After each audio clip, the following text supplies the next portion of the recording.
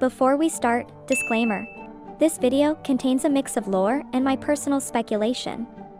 Without further ado, let's get into it. First, we will talk about the Cryo-Archon, Tsaritsa. As we know at this time, Tsaritsa is collecting all the Gnosis owned by Archon for unknown reasons, though it's likely related to her goal of burning the old world. Tsaritsa was not one of the original members of the Seven who emerged victorious at the end of the Archon War.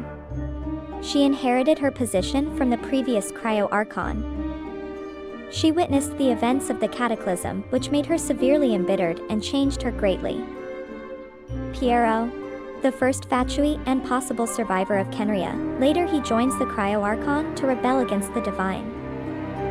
Dainsleif says of Tsaritsa and Snezhnaya, "She is a god with no love left for his people, nor is there anything left for her. Her followers only hope to be by her side on the day of her rebellion." This most likely refers to the rebellion against Celestia. An incident 500 years ago left her deeply hurt and changed. Next, why did Cataclysm happen?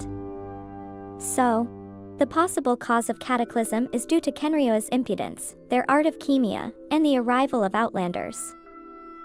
The Kingdom of Khenria was founded as a nation without a god, and its inhabitants regarded their nation as the pride of mankind. Not only that, the people of Khenria began plotting to overthrow the gods. Khenria traveled to Enkanomiya and tried to steal the Forbidden Book before Sun and Moon. The book holds records of the ancient Teyvat that Celestia wants to keep secret. They also created the Ruin Guards, so they prepared machines for war. As they believe, the land is not to be tilled with farming tools, but rather to be fought for with steel and blood. It seems that it was not their attempt to live without the god that caused their destruction, but their attempt to overthrow world order and destroy Celestia. However, some argue that Celestia's punishment of Khenria was cruel and unfair, and was the reason why our siblings wanted revenge. Now, let's get back to the Archon. To be an Archon, only those who loved humans could become one. How will the Archons who love humanity react if the Heavenly Principle decides to eliminate mankind? Well, surely something they couldn't ignore. This may also be the reason Tsaritsa tried to rebel against the Divine and create a new world. Alright, so let's review what nations that also being destroyed or destructed by Celestia.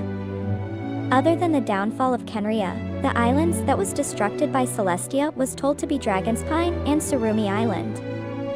Before Durin's downfall in Dragonspine, there was a civilization called Sal Vindagnar.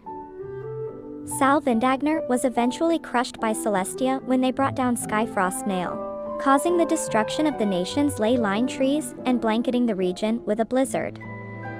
There was also a mural located in the Entombed City that shows the relation of Sal Vindagnar with Celestia.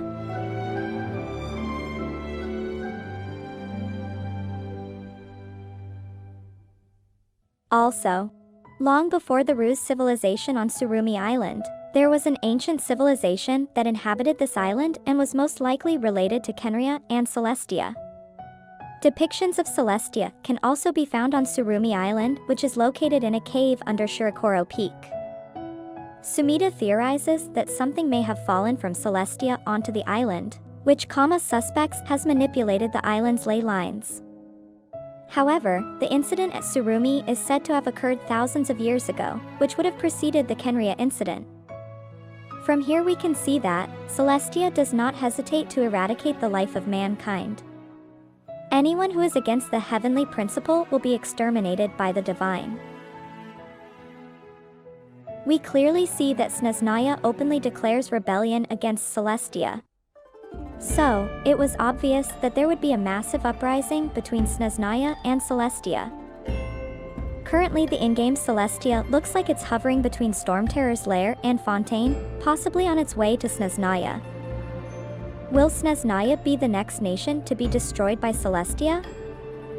The answer is not necessarily, as Tsaritsa is currently gathering the Gnosis of the Archons, which might help her against Celestia. So far there is no clue from lore about the extent to which Snezhnaya will rebel. It's possible that when we reach Snezhnaya, we will clearly know who Celestia is and what their purpose is. Or even, there could be a plot twist that is quite surprising.